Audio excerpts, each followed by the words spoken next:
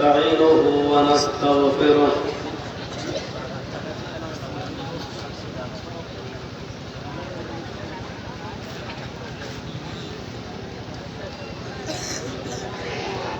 ونعوذ بالله من شرور أنفسنا ومن سيئات أعمالنا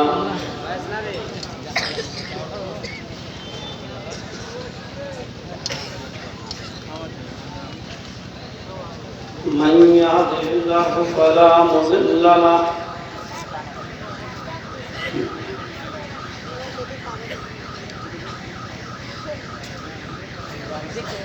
ومن يضلله فلا هادي له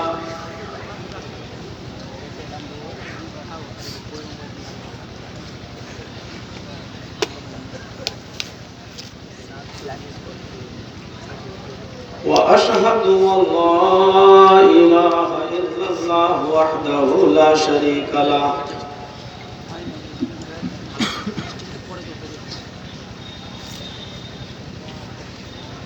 وأشهد أن محمدًا عبده ورسوله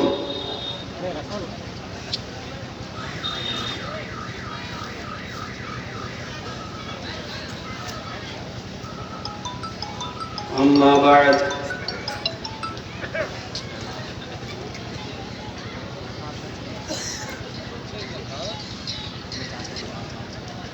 فإن خير الحديث كتاب الله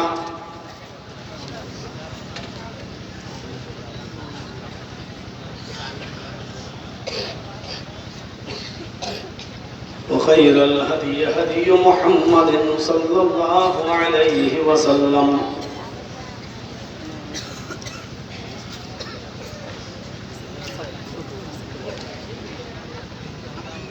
وشر الأمور محدثاتها وكل محدثة بدعة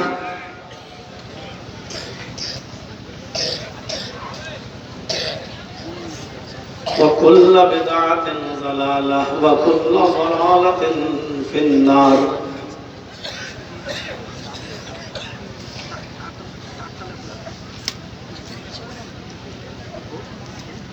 أعوذ بالله من الشيطان الرجيم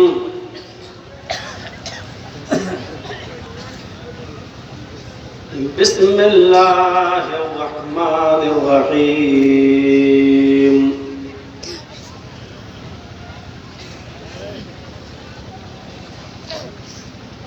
إنما المؤمنون إخوة فأصلحوا بين أخويكم وقال تعالى يا أيها الذين آمنوا اجتنبوا كثيرا من الظن إن بعض الظن إثم ولا تجسسوا ولا يغتب بعضكم بعضا رب اشرح لي صدري ويسر لي أمري واحلل عقدة من لساني يفقهوا قولي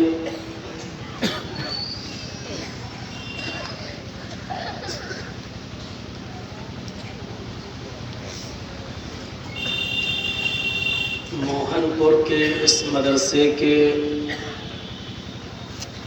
صدر محترم، اس اجلاس کے صدر محترم، مدرسے کے اہم ذمہ داران، اسٹیج پر بیٹھے ہوئے علاقے کے معزز احباب،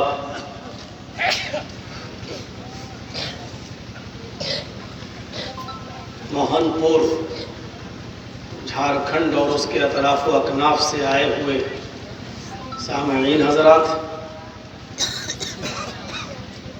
پردے میں بیٹھی ہوئی اسلامی خواتین، ماں اور بہنوں،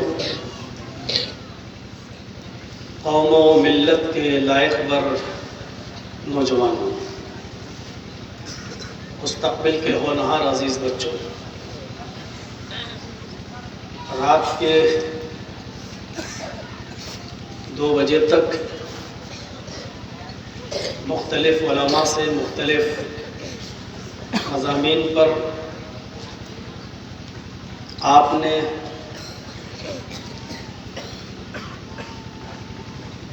بہت ہی خوبصورت باتیں سنی ہیں،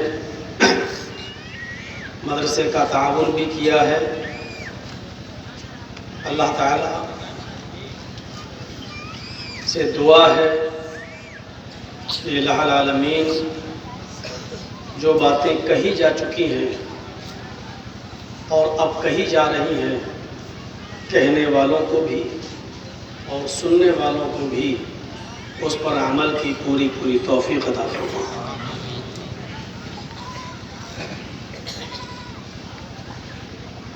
ایک اہم موضوع ہے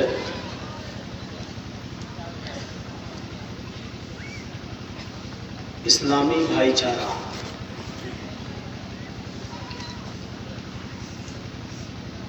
جس سے آج ہم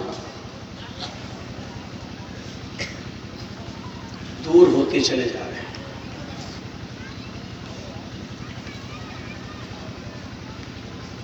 نبی اکرم صلی اللہ علیہ وسلم نے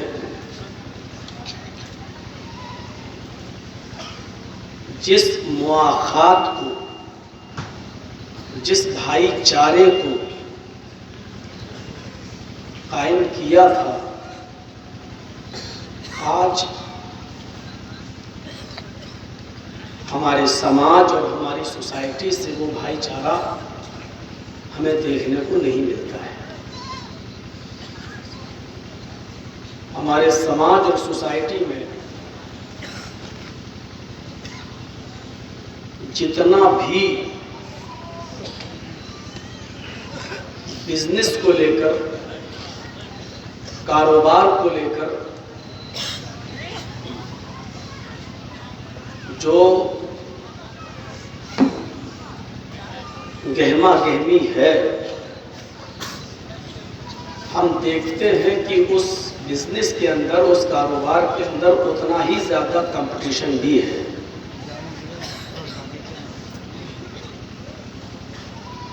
ہم نے دیکھ لیا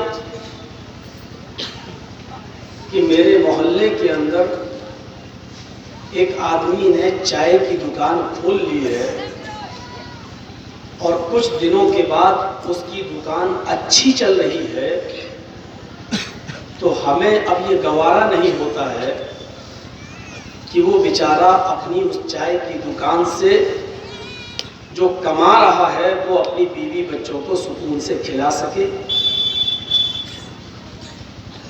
جب اس کی دکان تھوڑی سی چلنے لگتی ہے تو ہم اسی کے بغل میں اپنی ایک دکان کھولے۔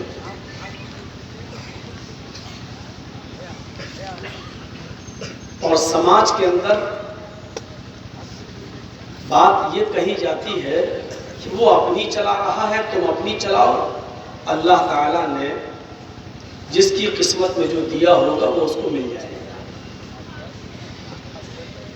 لیکن یہ نہیں دیکھا جاتا ہے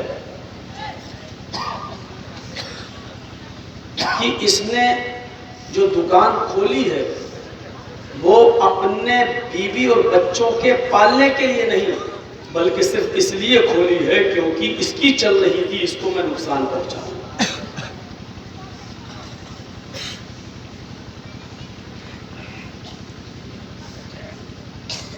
یہ ہمارے معاشرے کا بڑھتا ہوا ایک ناسور ہے، جس کو ہم اپنی سرل اور آسان بھاشا میں بولتے ہیں کہ آج کا مسلمان، ہم اور دوسروں کو نہیں کہیں گے،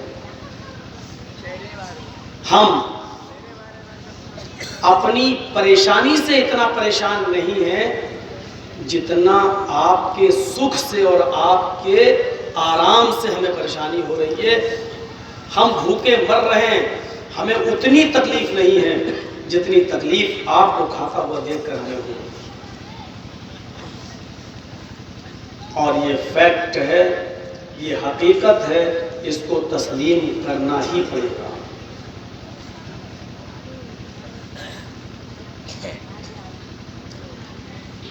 ایک تقابل، ایک مقابلہ ہو گیا ہے، اور کبھی کبھی انا پرستی اتنی آ جاتی ہے کہ ایک انسان دوسرے کو برباد کرنے کے لیے اتنا روپیہ خرچ کرتا ہے، اس کو اس بات کی فکر نہیں ہو رہی ہے کہ میں کہاں جا رہا ہوں، کتنا روپیہ میرا خرچ ہو رہا ہے، اس کو فکر اس بات کی ہو رہی ہے کہ یہ آدمی برباد ہو جائے جس کا پیچھا میں کر رہا ہوں، اور اس کو برباد کرنے کے چکر میں وہ اپنے آپ کو برباد کر لیتا ہے، سڑک پر آ جاتا ہے، وہ یہ سمجھتا ہے کہ جس کا پیچھا میں کر رہا ہوں اس کو میں برباد کر دوں گا، لیکن وہ یہ نہیں سمجھتا ہے کہ جس کے پیچھے ہم دوڑ رہے ہیں وہ بھاگ رہا ہے، ہم اس کا پیچھا کر رہے ہیں، جتنا وہ تھک رہا ہے اس سے زیادہ ہم بھی تھک رہے ہیں، کیونکہ وہ جس اسپیڈ میں دوڑ رہا ہے اس کو پکڑنے کے لیے ہم اس سے زیادہ اسپیڈ میں دوڑ رہے ہیں، وہ اتنا نہیں تھک رہا ہے جتنا اس کو برباد اور اس کو پیچھا کرنے میں ہم اپنی محنت اور اپنی اسپیڈ اور اپنی قوت اور اپنی توانائی اور اپنی انرجی کو ہم برباد کریں۔ ایک مثال دے رہا ہوں، کڑوی ہے لیکن برداشت کرنا پڑے گی۔ ہم اس کتے کی طرح ہو گئے ہیں جس نے زمین پر پڑی ہوئی ایک چھری کو دیکھا اور چھری کھڑی گری تھی، کھڑی یعنی بکرے کو ذبح کرنے والا حصہ اوپر تھا اور موٹا والا حصہ نیچے تھا، اور وہ زمین کے اوپر کھڑی پڑی تھی اور اس کے اوپر کسی بکری کا یا کسی جانور کا خون لگا ہوا تھا۔ کتے کی نظر اس چھری پر پڑی، کتا خون کو چاٹنے کے لیے اس چھری کے قریب گیا، اپنی لمبی زبان نکالی اور اس نے اس چھری پہ لگے ہوئے خون کو چاٹا، لیکن چھری پر لگے ہوئے خون کو جب چاٹ رہا تھا تو کتے کی زبان بھی کٹ گئی۔ بکری کا خون جو چھری پہ لگا تھا وہ تو کتے نے چاٹ لیا، لیکن کتے کی زبان سے نکلا ہوا خون وہ چھری میں لگ گیا۔ کتا یہ سمجھا کہ ابھی اور خون باقی ہے، اس نے پھر دوبارہ اس چھری کو چاٹا، اس کی دوسری جگہ سے زبان کٹ گئی، وہ پھر خون لگ گیا۔ کتے نے سوچا کہ ابھی خون اور باقی ہے، اس نے پھر اس چھری کو چاٹا، خون پھر لگ گیا۔ کتا چاٹتا رہا، خون لگتا رہا، کتے کو یہ نہیں معلوم کہ یہ میری ہی زبان کٹ رہی ہے، میں ہی ہلاکت و بربادی کی طرف جا رہا ہوں۔ وہ چاٹتا رہا، خون لگتا رہا، یہاں تک کہ اس کی پوری زبان کٹ گئی اور وہ خود مر گیا، ہلاک ہو گیا۔ یعنی خون کو چاٹنے کے لیے بکری کا خون سمجھ کر کہ ابھی اور باقی ہے اور باقی ہے، دوسرے کے خون کو چاٹتے چاٹتے اس نے اپنا خون کر لیا، اپنا مرڈر کر لیا، اپنی زبان کو کاٹ لیا، اپنے آپ کو ہلاک و برباد کر لیا، لیکن اس کی پیاس نہیں مٹی جب تک کہ وہ خود برباد نہیں ہو گیا، نہیں مٹ گیا، اس کی آتما کو، اس کے دل کو شانتی نہیں ملی۔ یہی صورتحال آج ہماری سوسائٹی میں ہماری ہے۔ ہم دوسرے کو برباد کرنے کے چکر میں اتنا روپیہ، دولت، شہرت، پرشاسن، پولیس، رشوت، زمین جائیداد کو بیچ سب کچھ کر دیتے ہیں، یہاں تک کہ پتہ چلتا ہے دوسرا برباد ہوا۔ جب یہ خبر ملتی ہے کہ اس کو ہم نے برباد کر دیا، تب تک یہ پتہ چلتا ہے کہ ہماری ساری کی ساری دولت لٹ گئی ہے، برباد ہو چکی ہے۔ اب ہم کو اپنا پرانا مقام پانے میں 20 سال لگ جائیں گے، اتنی تو ہماری زندگی بھی نہیں۔ یہ معاشرے کے اندر بہت تیزی کے ساتھ دور رہا ہے۔ مکے سے ہجرت کر کے جو مدینہ جاتے ہیں، اللہ کے رسول مدینے کے انصاری اور مکے کے مہاجرین کا ہاتھ ملواتے ہیں، ان کے گلے ملواتے ہیں، بھائی چارہ پیدا کراتے ہیں، اور وہ بھائی چارہ کہ جن کے پاس پہننے کو کپڑا نہیں تھا، مدینے کے انصاریوں نے 2 لنگی تھی، ایک لنگی اپنے پاس رکھی اور ایک اپنے بھائی کو دی۔ مدینے کے انصاریوں کے پاس 2 مکان تھے، انہوں نے ایک مکان اپنے پاس رکھا اور ایک مکان اپنے بھائی کو دیا۔ تم مکے سے آئے ہو، ہمیں اللہ کے رسول نے تمہارا ہاتھ پکڑ کر ملوا دیا ہے، تمہیں ہمارا بھائی بنا دیا ہے۔ جب تم ہمارے بھائی ہو تو اس بھائی کا تقاضا یہ ہے کہ ہمارے پاس 2 باغ ہیں، تم بھی بزنس کرو، باغ میں کھجور کی گٹھلیاں ڈالو اور کھجور کی پیداوار کرو، بزنس کرو۔ ایک باغ ہم رکھتے ہیں اور اپنا ایک باغ تمہیں دے دیتے ہیں۔ یہ بھائی چارے کا اثر یہ دکھا تھا جب اللہ کے رسول نے بھائی چارہ پیدا کیا تھا۔ بلکہ واقعات تو یہاں تک آتے ہیں، واقعات میں تو یہاں تک لکھا ہے کہ تمہارے پاس بیوی نہیں ہے؟ کہا نہیں، مکے ہی میں چھوڑ کے آیا ہوں۔ بغیر بیوی کے تم کیسے رہو گے؟ بیوی تو سکون ہوتی ہے، تھکان کو مٹانے کا سبب ہوتی ہے۔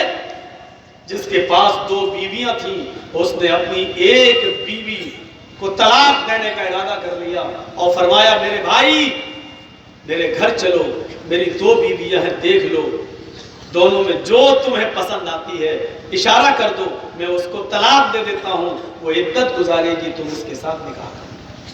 حالانکہ کسی صحابی نے ایسا نہیں کیا، انہوں نے کہا نہیں، تم نے اپنی پسند کی شادی کی، بیوی اپنے پاس رکھو، بس سر چھپانے کے لیے جھونپڑی دے دو، بدن ڈھانکنے کے لیے کپڑا دے دو، بزنس کے لیے کوئی کاروبار دے دو۔ لیکن بھائی چارے کو اس حد تک قائم کیا۔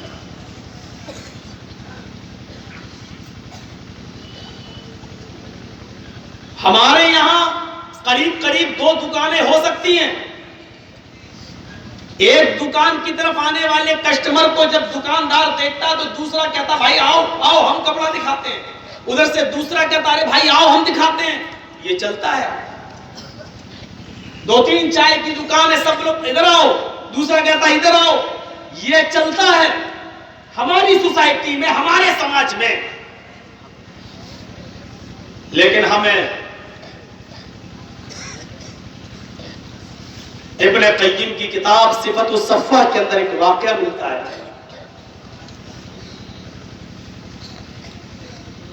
2 صحابہ کی قریب میں کپڑے کی 2 دکانیں تھیں، اور کسی نے ضد میں نہیں کھولی تھی۔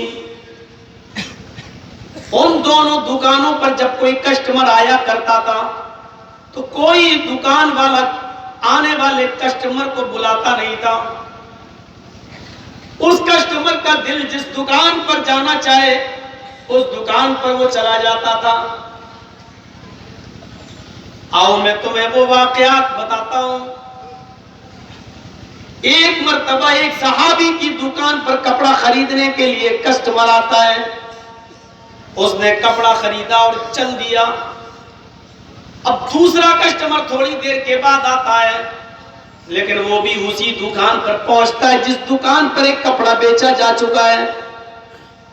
اس نے دوسرے کسٹمر نے بھی اس سے کپڑا خریدا اور وہ بھی چلا گیا۔ تھوڑی دیر کے بعد تیسرا کسٹمر آتا ہے، تیسرا کسٹمر بھی اسی دکان پر آتا ہے جس دکان پر 2 مرتبہ 2 آدمی کپڑا خرید چکے ہیں۔ تیسرے آدمی نے بھی کپڑا خریدا اور وہ بھی جا چکا ہے۔ تھوڑی دیر کے بعد چوتھا کسٹمر آتا ہے اور وہ بھی اسی دکان پر جاتا ہے جس دکان سے 3 لوگوں نے کپڑا خرید لیا ہے۔ کہتا مجھے کپڑا دکھاؤ۔ 3 کسٹمرز کو کپڑا بیچنے والے صحابی کے دماغ میں ایک بات آتی ہے کہ میری دکان پر 3 کسٹمر آ چکے ہیں صبح سے اب تک، اور میری بکری، میری بزنس، میری تجارت اتنی ہو چکی ہے، میں نے اتنا کما لیا ہے کہ آج شام کا چولہا میرے گھر میں جل جائے گا، میری بیوی اور میرے بچے شام کا کھانا کھا لیں گے۔ یہ چوتھا کسٹمر آیا ہے۔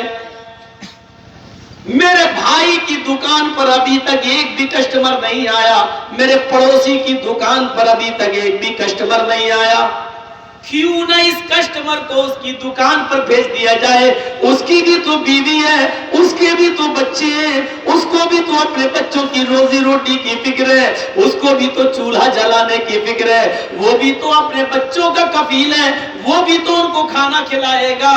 اس صحابی نے اس کسٹمر سے کہہ دیا، چوتھے کسٹمر سے، بھائی جو کپڑا تم میری دکان سے خریدنا چاہتے ہو وہ اب ختم ہو گیا ہے، وہ اب میرے پاس نہیں ہے۔ اگر تمہیں اچھا کپڑا خریدنا ہے اور قیمتی کپڑا خریدنا ہے، مضبوط کپڑا خریدنا ہے، تو میرے پڑوس کی دکان پہ چلے جاؤ، میرے بھائی کی دکان پہ چلے جاؤ۔ حالانکہ وہ کپڑا اس کے پاس موجود تھا، لیکن اس نے نہیں دیا۔ اس نے کہا میرے پڑوس کی دکان میں چلے جاؤ، اس آدمی کے پاس چلے جاؤ۔ اس آدمی نے وہاں سے یہ آدمی اٹھا اور اس کے پڑوسی کی دکان پہ چلا گیا اور اس نے بھی کپڑا بیچ دیا ہے۔ وہ بھی کپڑا لے کر کسٹمر اس کی دوسرے صحابی کی دکان سے کپڑا خرید کر اپنے گھر چلا گیا۔ میرے بھائیوں، اس صحابی کی دکانوں میں جو دو دکانیں قریب قریب تھی، تو اللہ کے رسول کی تعلیم سے ان دونوں کا دل اتنا مضبوط تھا، اتنا جڑا ہوا تھا، بھائی چارہ ایسا تھا کہ ہمارے تو تین کپڑے بک چکے ہیں، کیوں نہ اس کسٹمر کو اس کی دکان پہ بھیج دیا جائے، ہمارے گھر کا چولہا تو جل جائے گا، اس کے گھر کا چولہا بھی جلنا چاہیے۔ اور وہ اپنی دکان پر آنے والے کسٹمر کو دوسرے کی دکان پر بھیج دیا کرتا تھا۔ ایمانداری کے ساتھ بتائیے، کیا آج پورے سماج میں، سوسائٹی میں، چھوڑیے دوسری جگہ، موہن پور کے دکاندار ذرا اس بات پر غور کر کے بتائیں، کیا آج ہمارے سماج اور ہماری سوسائٹی اور ہمارے گاؤں میں کیا یہ جذبہ دیکھنے کو ہمیں اور آپ کو ملے گا؟ کیا رسول اللہ کی تعلیم کا یہ اثر آج ہم مولانا ہیں اور ہماری دکان ہے، لیکن ہم بھی اپنی دکان پر آنے والے کسٹمر کو آپ کی دکان پر نہیں بھیج سکتے ہیں، جبکہ قرآن و حدیث کی تعلیم ہمیں معلوم ہے لیکن ہم نہیں بھیج سکتے ہیں۔ دو بک گیا، تیسرا بھی میرا بکے، تیسرا بک گیا، چوتھا بھی میرا بکے۔ ہم تو یہ سمجھ رہے ہیں کہ میری دکان زیادہ چل رہی ہے کیونکہ ہم اچھا مال رکھتے ہیں، ہمارے اندر یہ جذبہ نہیں آ سکتا کہ دوسرے کے گھر میں بھی چولہا جلنا چاہیے۔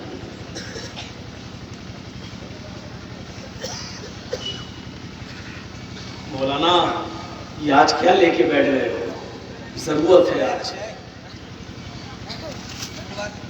قرآن اسی چیز کا ذکر کرتے ہوئے کہتا ہے انما المؤمنون اخوہ، ساری دنیا کے مسلمان، ساری دنیا کے لوگ، ساری دنیا کے مومن بھائی ہیں۔ یہ لیجیے، بھائی کا مطلب جانتے ہیں کیا ہے؟ بھائی کا مطلب یہ ہم لوگ جو بہت آسانی سے بول دیتے ہیں نا، کون ہے میرا بھائی؟ بھائی کہتے کس کو ہیں؟ یہ لفظ آیا کہاں سے ہے؟ یہ بھائی کا معنی ہوتا کیا ہے؟ بھائی کہتے ہیں ایک دوسرے کے لیے قربانی دینے کا جذبہ رکھنے والے، ایک دوسرے کے جان اور مال کی حفاظت کرنے والے۔ اگر آپ مومن ہیں، اگر آپ مسلمان ہیں اور دوسرا بھی اگر آپ بھی مسلمان ہے تو وہ تمہارا بھائی ہے، اور بھائی کا مطلب یہ ہے کہ اب تمہارے اوپر ضروری ہے کہ اپنے دوسرے مسلمان بھائی کے جان اور اس کے مال کی حفاظت کی ذمہ داری تمہارے سر کی اوپر ہے۔ حجۃ الوداع کے خطبے میں اللہ کے نبی صلی اللہ علیہ وسلم اسی طرح اشارہ کرتے ہیں اور کیا کہتے ہیں؟ آئے لوگوں، جس میدان میں آج ہم جمع ہیں، میدان عرفات میں جس میدان میں آج ہم جمع ہیں، ہو سکتا ہے کہ آئندہ سال پھر ہم اس میدان میں جمع نہ ہو سکیں، ہو سکتا ہے کہ یہ میرا آخری سال ہو سکتا ہے کہ آئندہ اللہ تعالیٰ مجھے اس میدان میں تم سے دوبارہ ملنے کا موقع نہ دے۔ اس لیے آج ہی سن لو، ان دماءکم واموالکم حرام علیکم کحرمت یومکم ھذا فی شہرکم ھذا فی بلدکم ھذا.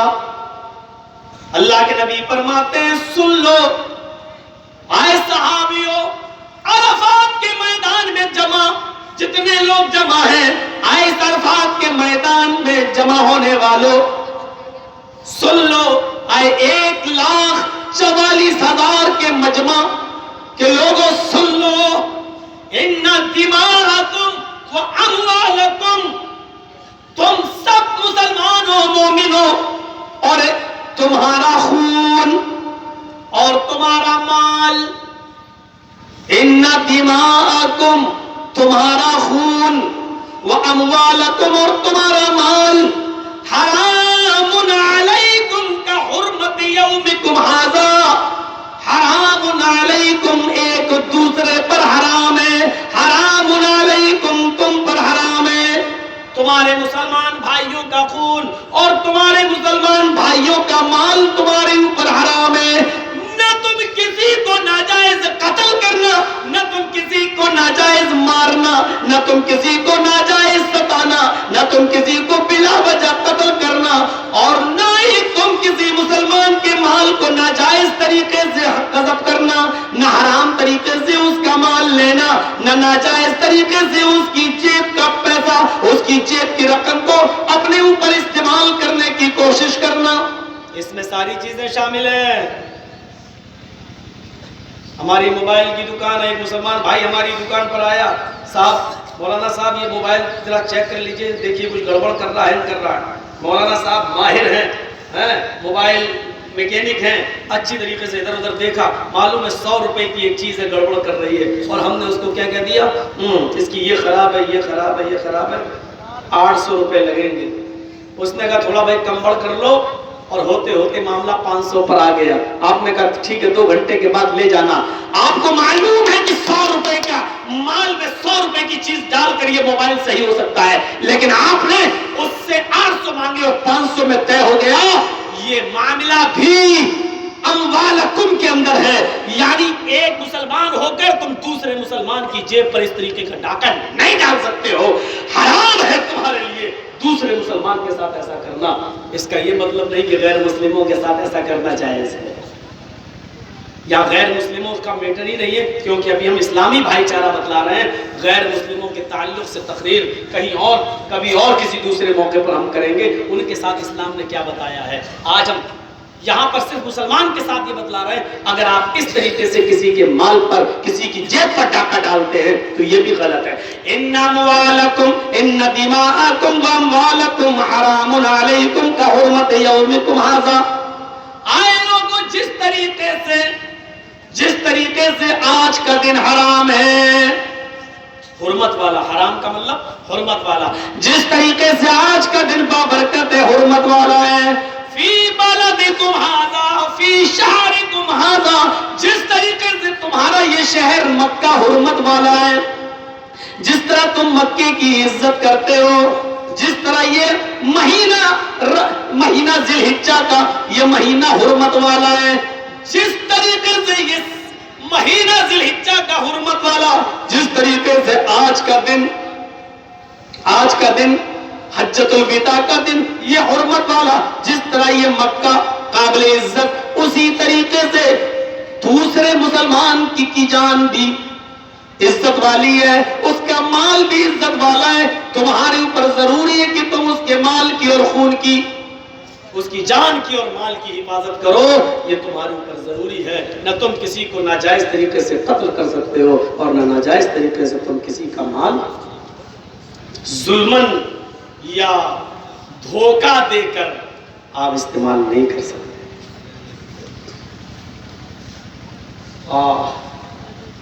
ایک صحابی مسجد میں نماز پڑھنے کے لیے جا رہے ہیں.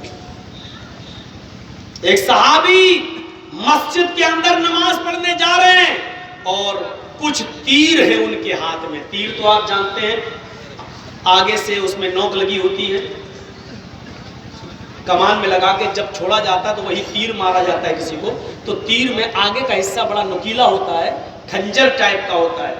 تو وہ صحابی تیر گڑ مڑ کیے ہوئے تھے، 10-15 تیر ایک رسی میں باندھے ہوئے تھے، اور ایسے سے چل رہے تھے. ہاتھ ہلاتے ہوئے وضو بنا کر جیسی مسجد میں داخل ہوئے اور تیر ایسے لے کے چلے. اللہ کے نبی صلی اللہ علیہ وسلم نے دیکھا. ابو داؤد کے حدیث کی کتاب ابو داؤد کے صفحات پر یہ منظر دیکھا جا سکتا ہے. جیسی وہ تیر کو اللہ کے رسول نے دیکھا, ارے صحابہ کرام تو مسجد میں وضو بنا کے جا رہے ہیں اور یہ ایسے ایسے تیر لے کے چل رہا ہے, کہیں تیر کسی صحابی کو لگ نہ جائے, یہ تیر کسی میرے مسلمان صحابی کے جسم کو زخمی نہ کر دے.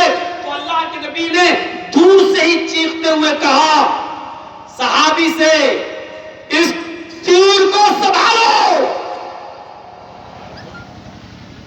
اس تیر پر کنٹرول کرو, ان کو ایک جگہ رکھ دو, ہاتھ ہلا کر مت چلو, کہیں لا تخدشو مسلمن, کہیں ایسا نہ ہو کہ تمہارے ہاتھوں کے تیر کا اگلا حصہ کسی مسلمان کو زخمی کر دے.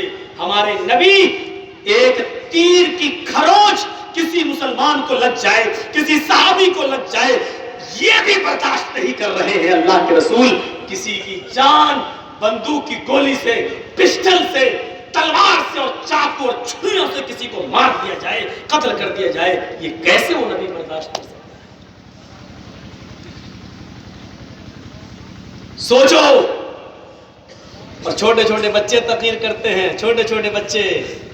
اللہ کے رسول چمر اسلام میں واقعہ پڑا ہوگا, بخاری کے اندر ہے. اللہ کے رسول صلی اللہ علیہ وسلم ایک بار بازار کی طرف گئے کہ دیکھا ایک آدمی غلہ بیچ رہا ہے. آپ کو کچھ شک ہوا, کچھ ڈاؤٹ ہوا, تو اس نے کیا کیا, اوپر سے تو سوکھا اناج رکھا تھا اور اندر سے سب گیلا تھا, بھیگا ہوا تھا, اور وہ ہاتھ ڈال کے ایسے نکال کے ترازو میں تول کے دیتا تھا تو پانی کا وزن بھی اس میں آ جاتا تھا. تو آپ کو جب ڈاؤٹ ہوا, شک ہوا, تو آپ نے ہاتھ اندر ڈال کے دیکھا تو پورا غلہ اندر سے گیلا تھا. تو آپ نے کہا یہ کیا, یہ کیا؟ اللہ کے نبی